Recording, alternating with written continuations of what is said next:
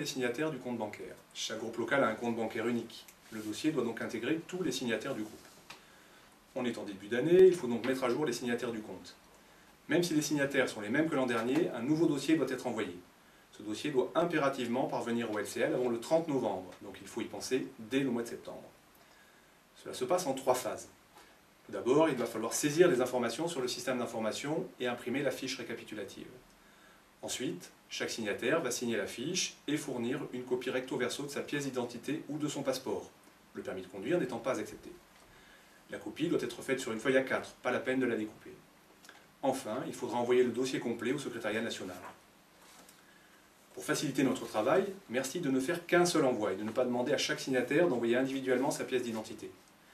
La vidéo qui suit va te présenter comment mettre à jour les informations des signataires dans le système d'information. Donc voilà, vous êtes connecté sur le système d'information pour la modification des signataires. Cette modification se fait dans la partie Finances, suivi des comptes par unité.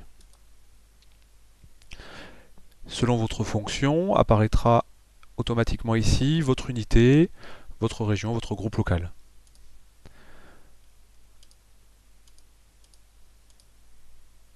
Voilà, vous aurez autant de lignes que vous avez d'unités dans votre groupe. Ce tableau sert également à suivre l'état de votre dossier. Quand vous aurez imprimé le dossier, la partie ici sera verte, puis quand il sera reçu au secrétariat national, validé par le trésorier régional et envoyé au LCL. Là pour l'instant, on va aller donc sur la partie signature. Donc voilà, c'est ici que l'on va saisir toutes les informations concernant les signataires. La partie haute permet de choisir ses signataires. La croix rouge ici pour effacer s'il y a déjà un nom qui a été saisi. La partie verte, le plus vert, permet de rajouter un signataire. C'est ce que l'on va faire. Donc il faut chercher ce signataire. Il n'est pas nécessaire de choisir une région, un code postal. Rechercher, puis sélectionner la personne. La partie basse de cette page présente l'intitulé du compte, qui n'est pas modifiable, l'agence de proximité, qui elle peut être modifiée. Par contre, faites attention si vous la modifiez à préciser également quel est le numéro de cette agence de proximité. La partie correspondance, pour l'envoi de tous les relevés notamment. Faire attention à cette adresse. Préciser le nom de la personne. Si vous mettez seulement EUDF et le nom du groupe local, ça risque de repartir à l'expéditeur. Une fois que vous avez terminé, vous validez.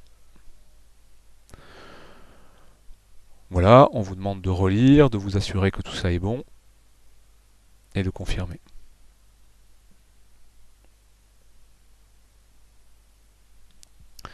Automatiquement apparaît à l'écran le document qu'il va donc falloir imprimer, puis signer, puis envoyer au secrétariat national.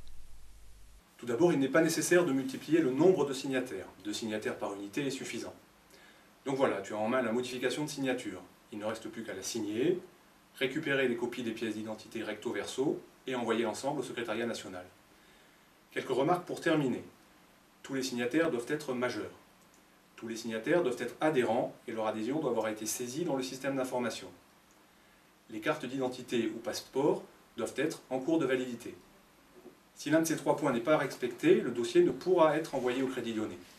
Pour plus d'informations, tu peux contacter ton trésorier ou trésorière régionale ou le secrétariat national. À bientôt.